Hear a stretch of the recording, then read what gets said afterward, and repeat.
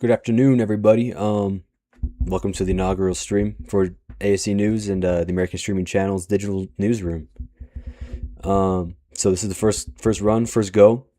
The digital newsroom is basically just going to be our flagship news programming. We'll just go through headlines. We'll go in depth into stories, and basically I'll take you through the way I analyze some of these events, some of these headlines, some of these stories. I'll go through like just how I would if I was for writing an article. And but I also want to talk about the ASC News' current campaign that we got going. So I call it United. And essentially what it is we're looking to bring back safe and healthy patriotism to journalism. Patriotism has gone quite, I think, south lately, and it's the flag is getting pulled in multiple directions, and I'm looking to make a change in being a patriot something to be proud of again, and not something you have to be like kind of nervous or worried about. But first, I want to talk about who we are, the American Streaming Channel and ASC News. So I guess a good place to start would be who I am. So I'm Elijah Spence Ireta. I am the founder and the editor-in-chief of ASC News and the American Streaming Channel. We are a digital news first organization. Corporate owners, we don't take donations, no donors, no agenda, just news, data, and you. I built this because I believe the American people deserve more and they deserve better than what they're getting from legacy media. Not left better or right better, just better. Honest, accurate, and accountable to nobody except the viewer. So what do we do? What's our deal here at ASC News? Every morning, just like every other news company, we publish morning articles in the morning, in midday as well.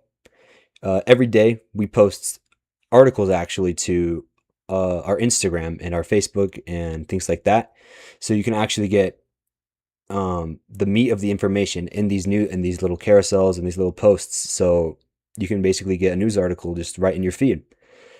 And starting now, today, we broadcast live every Monday and Wednesday at noon with the digital newsroom.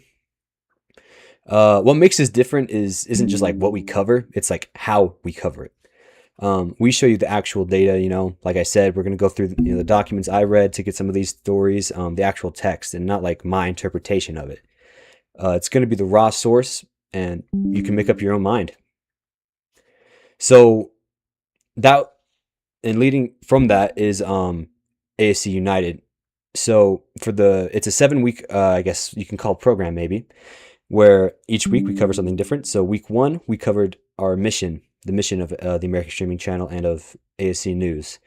So, and yeah, I just said our mission. We're looking to give you honest, accurate information and really bring back, the free-thinking American. Because quite frankly, I think a free-thinking American is one of the most dangerous forces on this planet.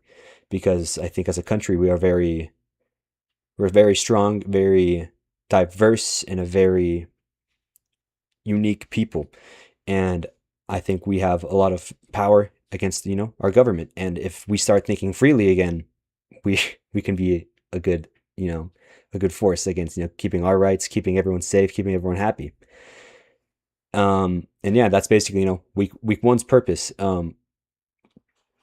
So for week 2 of ASC United, the focus is the problem. So the problem is the fact that modern day American media is broken.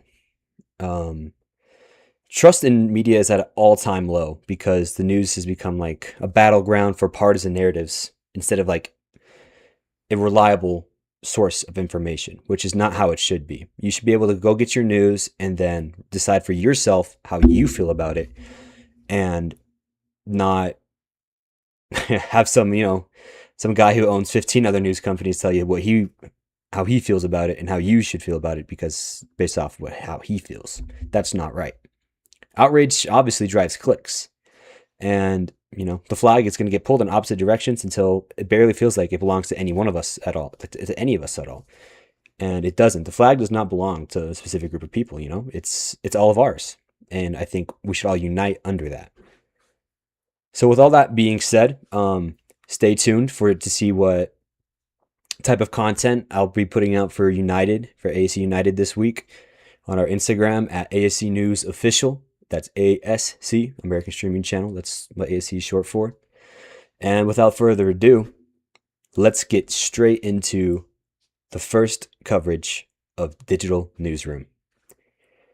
Okay, so today is Monday, May 25th. It's Memorial Day. A lot has happened this last week. I'll talk about some stuff that's already happened, and I'll talk about some of the stuff that's happened today. Let's get into it. So first headline is the Ebola outbreak that's currently going on in Africa and in parts of Central America. So the DRC Ebola outbreak is now at 904 suspected cases, 119 suspected deaths. The WHO has declared this a public health emergency of international concern. The strain is called the Bundibugyo strain. Fun name. Does not have any approved vaccine, and there is no approved treatment. Uganda has halted flights and all public transport to and from Congo. An American surgeon, Dr. Peter Stafford, is actually being treated at the Charite Hospital in Berlin after unknowingly operating on an Ebola patient before the outbreak was detected. We're gonna dig deep into that story today. Something that also happened this last few days is Russia hit Kyiv with a considerably large missile attack. So Russia launched 90 missiles and 600 drones at Kyiv overnight on Sunday, so yesterday, or I suppose last night or yesterday morning. Either way, it was one of the largest attacks on the capital since the full-scale invasion began back in 2022. Russia deployed the Orishnik hypersonic missile. It's nuclear capable, only the third time this year. So that was the third time this year that happened.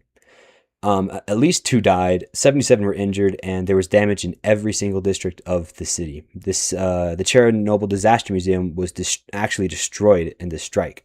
It was just left to ruins.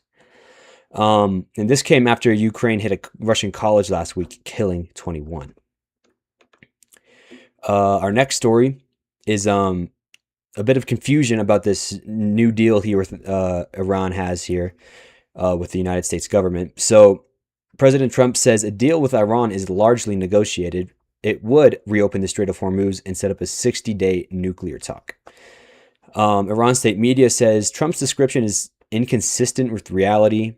So I wonder Who knows what that means? 33 ships have passed through the strait in the last 24 hours with Iran's permission. So something's definitely happening, but both sides are kind of telling a different story about what's going on. The United States is saying, oh, this deal, it's going quite well. It's making good progress, and Iran doesn't seem to quite think the same. Nevertheless, that's what's going on over there. Our next story is the Garden Grove chemical emergency.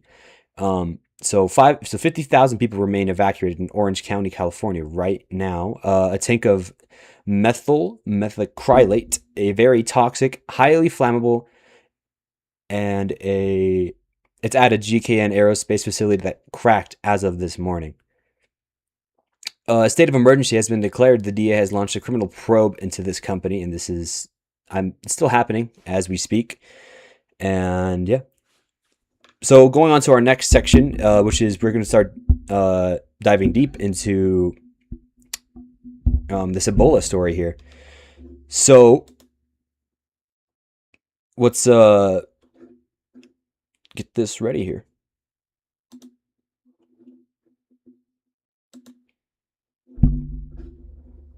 So yeah, like I said, we're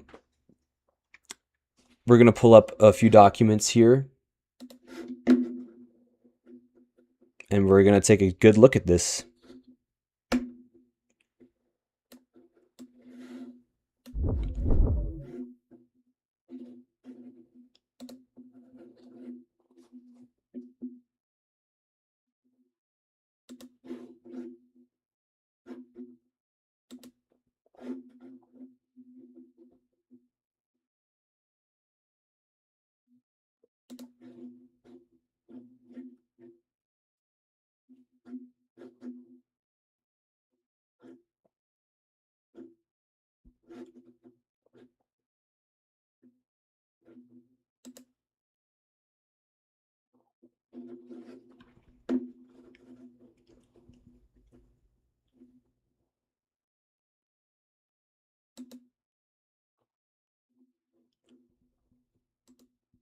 Sweetness. All right. So this is just a little report that the CDC put out about the Ebola outbreak in the Democratic Republic of the Congo and Uganda.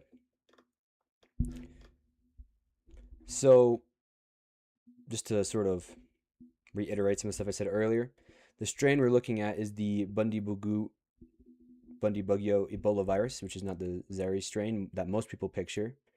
There have been two previous outbreaks: Uganda in 2007 at a 25% fatality rate, the Dominican Republic of the Congo, Democratic Republic of the Congo, it's in 2012 at 50% fatality rate. There's no vaccine, no approved treatment. Unlike the 2018 to 2020 DRC outbreak, where Ervbo's vaccine was available, there's nothing licensed for this strain. So where exactly is this outbreak happening? It's at the Ituri province in northeastern Dominican Republic of the Congo, near the Uganda and South Sudan borders. It's remote and it's active in armed conflict in the region. There's a significant population displacement and a mining-related movement. So the DRC officially declared the outbreak on May 15th, so about 10 days ago. It is believed to have been circulating weeks to even months earlier undetected. So, as in terms of the scale, like I said earlier, 904 suspected cases, 119 suspected deaths, 5 confirmed cases, 1 death, all travelers from the Dominican Republic of the Congo.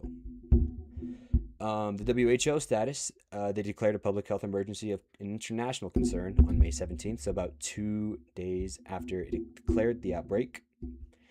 According to the WHO, the risk level has been upgraded to very high, while global risk remains low, per WHO Director General Tedros.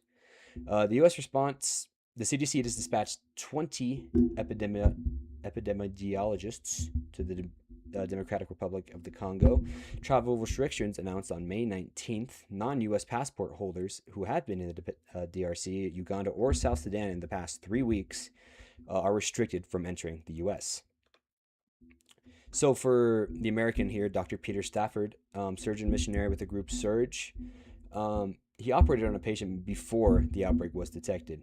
He was transported to a university hospital in Berlin. His wife, Dr. Rebecca Stafford, who is also a doctor who treated the same patient, and their 4 children are being monitored. A second physician, Dr. Patrick La Rochelle, is being monitored in Prague. So we have this document here pulled up, Han 00530, and this is what the federal government is telling health providers right now. So we're going to go through what it actually says. So we read right here, as of May 16th, 2026, a total of 246 suspected cases and 80 deaths have been reported. And that was of May 16th. As of Sunday the 24th, the DRC's own figures are 904 suspected, 119 dead. The outbreak is moving fast, and the CD's notice is a bit behind already. The Bundibugyo species of Ebola virus is first identified in Uganda in 2007, and it's historically been associated with somewhat lower case fatality rates than other species of Ebola virus disease, though severe disease and death can still occur. So technically it's less lethal than the Zaire Ebola. It's the kind that gets the most news coverage, but lower fatality does not always mean safe. The 2012 DRC outbreak of this same strain killed half the people who got it.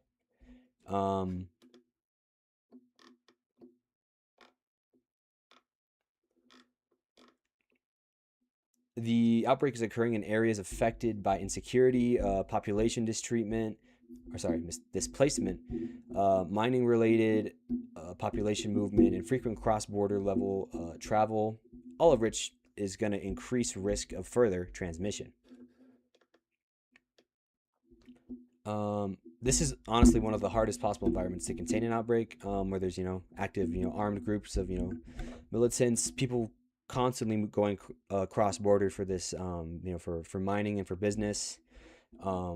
There's also a significant distrust of outside health authorities on the ground, according to SIDRAP. Youths actually burned down a hospital in Ituri province during this outbreak, so it's rough out there. So now we're going to pull up the WHO Africa Regional Office, their little document they have here.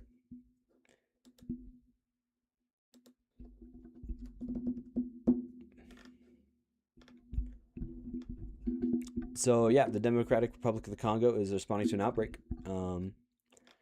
This is something important. The outbreak is unfolding against a complex epidemiological, humanitarian, and security backdrop characterized by insecurity, highly mobile populations, including cross-border and trade flows as mining, as well as the presence of large refugee communities. So it's a very difficult, it's a very difficult situation for the Democratic Republic of the Congo, considering all of this instability, and there's tons of refugees. So there are no approved countermeasures, unlike Ebola virus disease. No licensed vaccine, no specific treatment exists for this specific strain of the Ebola virus. R&D initiatives are being mobilized. So they're mobilizing, but mobilizing R&D isn't the same as having something ready. Dr. Annie Anicia, who's the WHO's representative in the Democratic Republic of the Congo, said it could be about 2 months before any vaccine candidate is available. And they actually warned the previous Democratic Republic, they warned the previous DRC Ebola outbreak actually took 2 years to contain.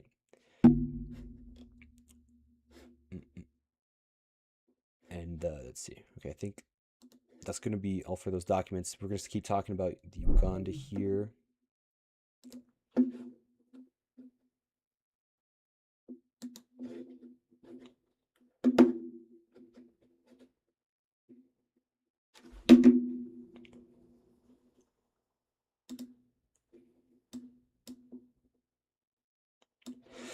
Perfect.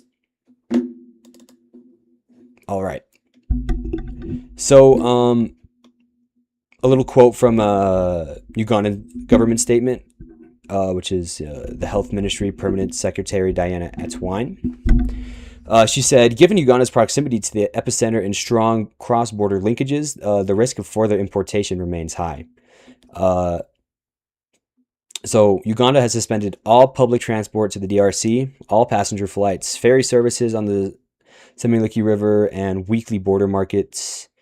Cargo trucks carrying food and essential goods are still moving. Schools remain open, but with new health protocols. No handshakes, no hugging. President Museveni actually rejected a full border closure and said controlled movement with temperature screening is safer than pushing people to illegal crossings. A few more quotes from NPR/SHEDRAP on outbreak scale. WHO's Tedros has warned the actual outbreak is likely much larger than reported, but that's only because it went undetected for weeks to months before official declaration. Only 30 cases in the DRC were actually lab confirmed as of last week, and the rest are suspected, meaning the true scope is uncertain.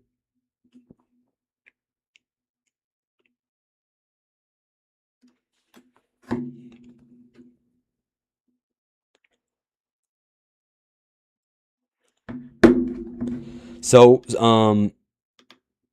a couple key points to once again hit upon. This is not the Ebola virus. Most people know. No approved shot for this specific strain. The U.S. is restricting non-citizen travelers from 3 African countries, but Americans who've traveled there are not restricted, just screened. The case for concern, outbreak went undetected for months, and it is in an active conflict zone, no vaccine, and it's already spread through international borders.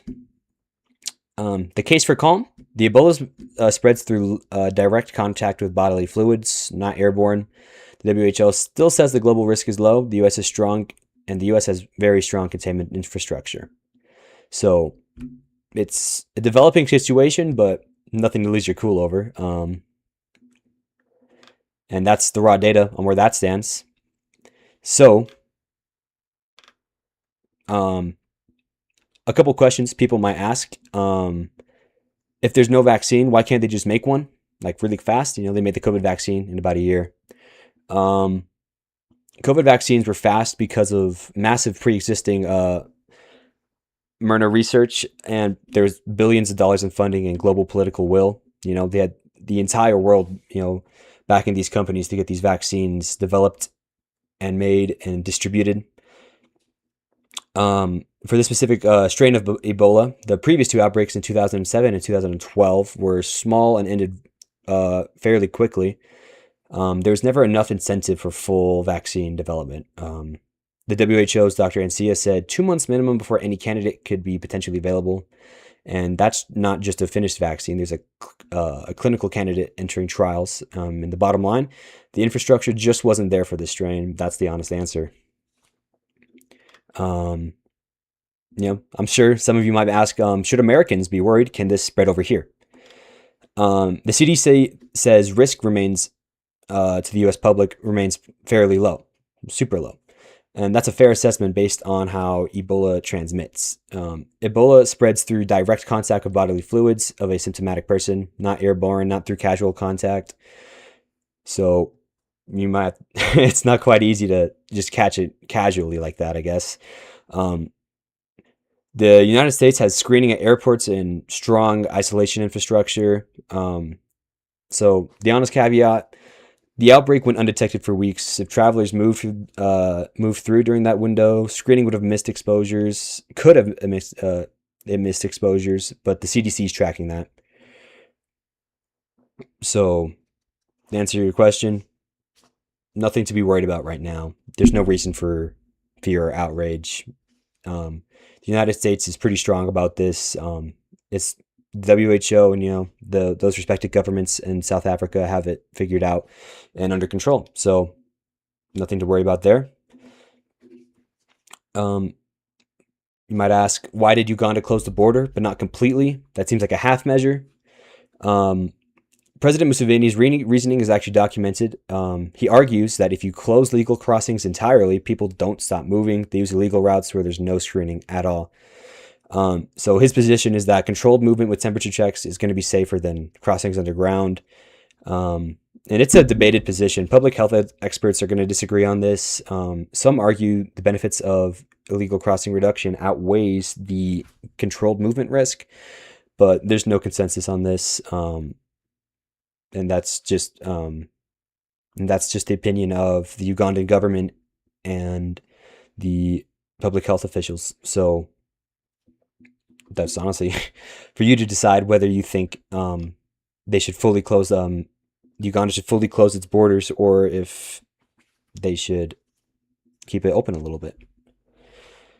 So as for Dr. Stafford, is he going to be okay? So Dr. Peter Stafford is being treated in an isolation ward at the Charité University Hospital in Berlin. It's actually one of Europe's leading institutions for infectious disease. The German Health Ministry has said a comprehensive examination is underway to determine treatment approach. His wife and his 4 children and a second physician are being monitored, but none have shown symptoms, and that's just as of the latest report.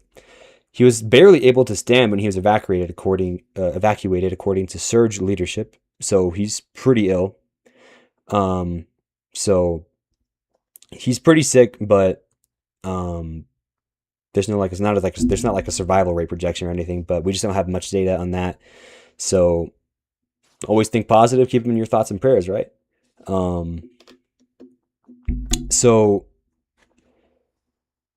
why did the US restrict non-citizens from those countries, but not American citizens, which is a valid question? The travel restriction announced on May 19th applies to non-US passport holders who have been in the DRC, Uganda, or South Sudan within the last 3 weeks. U.S. citizens who have traveled there are subject to enhanced screening at entry points, not restrictions. This is consistent with how the U.S. has actually handled past outbreak travel measures. Citizens retain right of return. Screening is the tool used instead. There are legitimate public health debates about whether that distinction makes an epidemiological sense, but that is just the current policy. And last question. So the WHO declared a public health emergency of international concern. What does that even mean? Does that mean anything? Does that change anything? So a PHEIC is actually the WHO's highest level of alarm. It triggers coordinated international response, faster resource mobilization, pressure on member states to share data and to cooperate. What it does not do, however, it does not give the WHO enforcement power. Countries can still choose their own response levels. Some previous public health emergency of international concerns was obviously COVID-19, Mpox, polio, the 2018 to 2020 DRC Ebola outbreak. Some resulted in major global responses, others less so.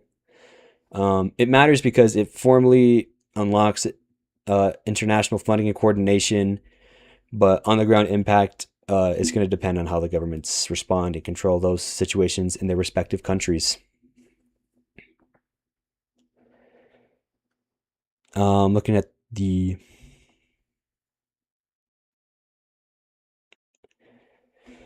that method of controlling the movement of people actually makes sense. I think it's appropriate. That's a fair take to have, honestly. They've definitely got it handled.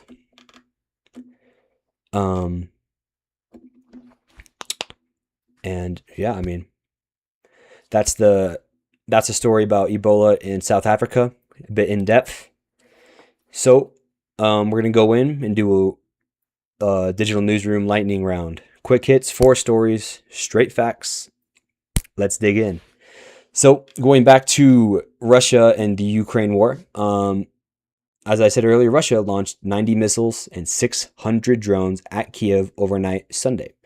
That is one of the largest single attacks on the capital since 2022. Russia deployed the Oreshnik hypersonic ballistic missile. This is only the 3rd time it's ever been used in this war. President Vladimir Putin actually described it as traveling like a meteorite. which is intense, and it's immune to air defense. It can carry it's actually capable of carrying a nuclear or conventional warhead. So this missile hit the Bila Cirkva. Interesting, this is a cool name. About 50 miles south of Kyiv, according to Russia's defense ministry. And Russia's defense ministry also confirmed the strike. So at least 2 died so far, at least in totals. 77 have been injured. Damage in every district of Kyiv has been, noted. It's been seen, and the Chernobyl Disaster Museum was destroyed in this attack. The EU Commission President von der Leyen announced additional air defense support for the Ukraine. And a bit of why this matters is that the use of the Oreshnik is a deliberate escalation signal. Russia fired it in retaliation for a Ukrainian drone strike on a college in a Russia-occupied eastern Ukraine that killed 21 people last Friday. And, that situation in Russia is still developing, so overnight updates still might be coming in.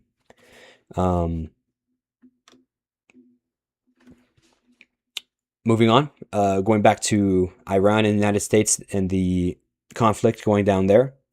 So we got 2 very different stories coming in from the United States government, President Trump, and Iran state media and Iran state government, Mojtaba Khamenei. So Trump posted on Saturday on Truth Social that a deal with Iran is largely negotiated. And this could reopen the Strait of Hormuz and open 60-day nuclear talks.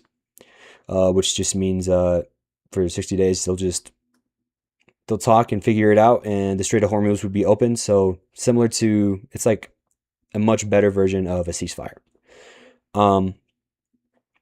A senior U.S. official has actually described it as a no dust, no dollars sort of deal. So if that means if Iran doesn't hand over the enriched uranium, they don't get sanctions relief. According to Iran state media, however, FAR news agency, they called Trump's description of Hormuz control inconsistent with reality. Iran says the strait is going to have to stay under Iranian management. But since that, 33 oil tankers passed through the strait in the last 24 hours with Iranian permission, which is the first significant movement in months. Secretary of State Mark Rubio has actually confirmed that there's a pretty solid thing on the table, but cautioned that no final deal is done. And President Donald Trump has said the same. He's told his negotiators to not rush into a deal. He posted that on Truth Social. And a bit of why it matters is that the Strait of Hormuz handles roughly about 25% of the world's seaborne oil and about 20% of global LNG. So this is one of the Strait of Hormuz, and its closure is actually one of the things that are hiking up some of these gas prices, because these, choke points like the Strait of Hormuz, Panama Canal, these are very, very important points of transport for, oil barrels and other important modes of transport for these very specific and valuable items. And if this deal holds, the energy markets are going to move significantly. If it collapses, the conflict resumes. So if this deal goes through, we could possibly see the end of the Iran war, and we could possibly see, some of these markets recover. We're going to see, the price of oil per barrel go down. Last I have checked, oil was at about $90.78 a barrel, and that's down about 6%. And however, if this deal does not go through, we're going to see a lot of the same things that we've been seeing since this war has started. So, like I said, this is still developing. There's no signed agreement as of me broadcasting right now. So stay tuned. I'll keep covering on the Iran war and all that.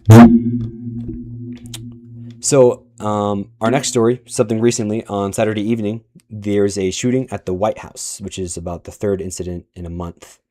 So on Saturday evening, a man pulled a firearm from a bag and opened fire at a Secret Service checkpoint at 17th Street and Pennsylvania Avenue in Washington, D.C. The Secret Service returned fire, and the suspect, who was identified by multiple outlets as Nasir Best, he was 21, from Maryland. He was taken to a hospital where he died because he was hit by Secret Service. They had him neutralized. There was also a bystander that was also shot at the scene. It's not clear whether he was hit by the suspect or by the officers. Nasir Best actually has had multiple encounters with the Secret Service, and he actually had a court order to stay away from the White House. Law enforcement sources say he had a documented history of mental health conditions. Donald Trump was actually inside the White House, but he was not impacted. This is the third shooting incident near the president in 1 month, following the White House Correspondents' Dinner shooting on April 25th and a separate incident near the Washington Monument on May 4th. So a bit of why this matters. 3 incidents in 30 days is pretty unusual, especially for something as high profile as the White House and as the president. So the FBI is going to be looking into this, and they're going to be investigating, why this sort of things could be happening. And we'll just stay tuned on that, and we'll make sure we get good coverage on, further updates on these matters, and see what the FBI thinks about all these closely related attacks. So our next headline is going to be Pope Leo XIV has released his first encyclical on artificial intelligence. So Pope Leo XIV released the Magnifica Humanitas, which is Latin for Magnificent Humanity. That was his first major papal document. It's about 42,300 words. It's all focused entirely on artificial intelligence. His key positions is that AI must serve humanity and the common good, not corporate profit. He also says governments must regulate AI companies more strictly, and lethal decisions must not be delegated to autonomous weapon systems. The document has warned some autonomous weapons have advanced and practically beyond any human reach to govern them, quote. Framed as the new industrial revolution, Leo XIV deliberately signed it on May 15th, the 135th anniversary of Pope Leo XIII's Rerum Novarum, which addressed the rights of workers in the original industrial revolution. Notably, Anthropic's co-founder, Christopher Olah, was actually present at the presentation of this document at the Vatican Synod Hall. A bit of why this matters to you is the Catholic Church has 1.4 billion members globally. This is not really a policy document, no real legal implications, but it's a moral framework as we see, as we enter this era of AI and this AI governance debate, and it carries significant weight with policymakers, ethicists, and the public. Another important headline here this past week is that the rules about the green card just changed. So the USCIS has issued policy memo PM 602-0199 on May 22nd, which is most foreign nationals on temporary visas must now leave the United States and apply for green cards from their home country through consular processing. This ends a 50-year practice, which is an adjustment of status from within the United States, which roughs effectively 500,000 people per year, which that many people actually relied on this. So who's affected by this? F1 students, H1B workers, O1, L1, B2, and B2 visitors, and spouses of U.S. citizens. Exceptions exist for extraordinary circumstances, but the USCIS has not defined that term. So no implementation date has actually been set. Exceptions exist for, sorry, I read the same sentence again. Former USCIS official Doug Rand actually told NBC this purpose of policy is exclusion. And they also stated their rationale, which is restoring, quote, original intent of immigration law and freeing up agency resources. So a bit of how this matters for you, or why it matters for you, and how this impacts, some people who live in the United States. So there's about 500,000 green card applications per year. And these applications now face a completely different path. Immigration lawyers say that pending I-485 applications are now in a legal gray area, and there's no guidance on that about how those are going to be handled yet. Extraordinary circumstances is being undefined is a pretty significant gap. So we'll have to see how that turns out. There's a lot of uncertainty surrounding some of these policy changes, so stay tuned and we'll keep that covered.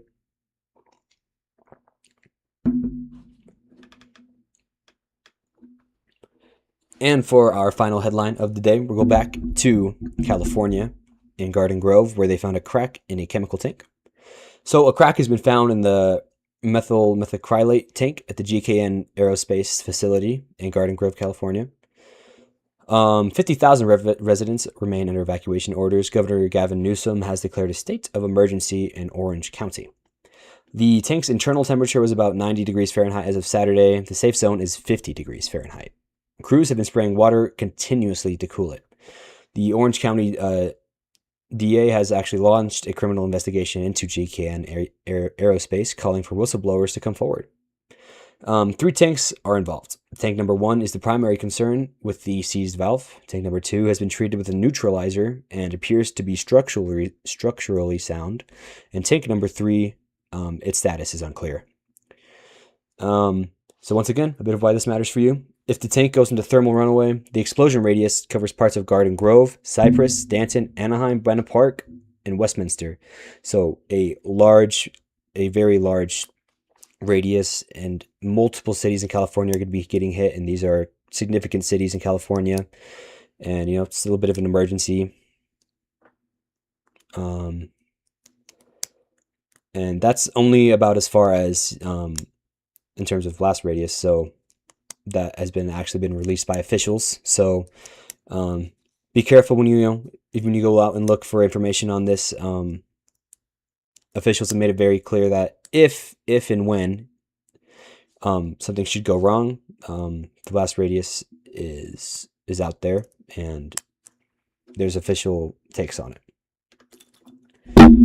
And that is it for our news coverage for today. That's the show. This is Digital Newsroom. You'll see that kind of format every Monday and Wednesdays at noon. Yeah, and this is ASC News. This is the American Streaming Channel. Thanks for everyone for being here on this inaugural stream of Digital Newsroom. There's a lot moving today. The Ebola situation in the Democratic Republic of the Congo, and Uganda is one of the most important stories to keep watching and to look at closely this week. These numbers are moving pretty quick. There's no vaccine strain for this strain, and the outbreak went undetected for a while. So we're going to stay on top of this, and we're going to make sure we get it covered, and we'll let all of you guys know as soon as we get updates on that. So everything you heard from today came from primary sources, government documents, official statements, named health authorities. I have linked in the description all of the sources I used to gather information for these stories and these headlines. And I would like to invite you guys to go read them yourselves. That's what this show is about. Go take a look at some of this information, some of this data, and form your own opinion. And yeah, we'll be back tomorrow. And until then, all this is for you to decide. And that is the main focus of ASC News, is always decide for yourself what you think about things, and never let anyone tell you what to think, because a free-thinking American is one of the most dangerous forces in the world. Until then, I'm Elijah Spence Ireta, and catch you later.